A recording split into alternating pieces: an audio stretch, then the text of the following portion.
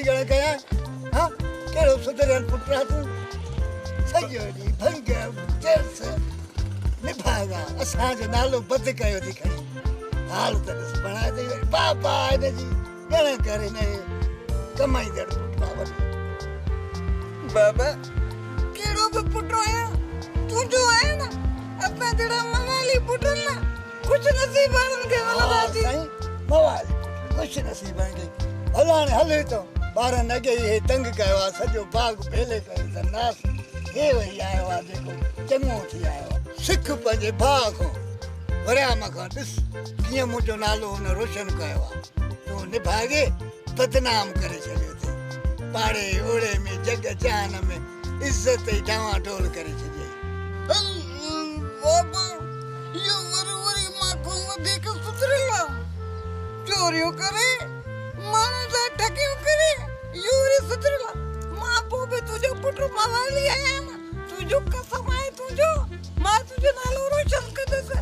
वाह बाबा वाह असा मवाली के खेतियों न तो दुखायो भी तो था ना जो तो संग वाले जीव तक ये लगा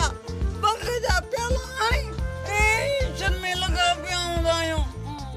वाह सही सुधरल पुत्र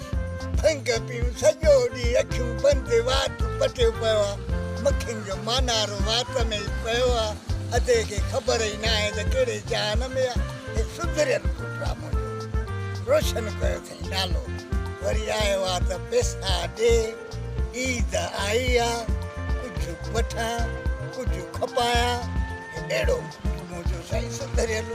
वाड़े वाह जो ठायो वाह बाबा वाह असा मवालन जो कदर तो वट कोने अम्मा मरे बोजिया तो मुकी पैसन जी बरसात करे भी पर ना बाबा तो ना कुछ भी हासिल नथी तो वनी मुकी के बे जो पासो वठना पवंदो वाह बाबा वाह हाणे मुकी बे के जो पासो पर बे के पासो ना मुकी हाणे मतलब बी मटाणा पवंदो बियो को तो देखो मुजो मवाली जो जानड़ो थी तो बाकी तो मां कुछ भी कोन वरंदो हलो हणाए न बटे लठू निभागा हमारा बस एक मानू जालू दा मटान हे पी मटाड़ा जो निभाओ छोरो दिसो साईं मां हिनन जा सूर खाई खाई मरी वई हाणे वरी मूंखे मान जे कट पया आहिनि त अबो मरे त जिंद छुटे दिसो साईं अॼो की औलाद सुधरियल पुट आहे अॼु वरी मूंखे चवायो आहे त मां यादि अची वियसि मां जो वॾो हिन ख़्याल कयो झलींदे वेचारी सूर खाई मरी वई न दुनिया मों हली वई हाणे ॾिसो साईं असांखे सम्झाइण आया आहिनि अॼु जी औलाद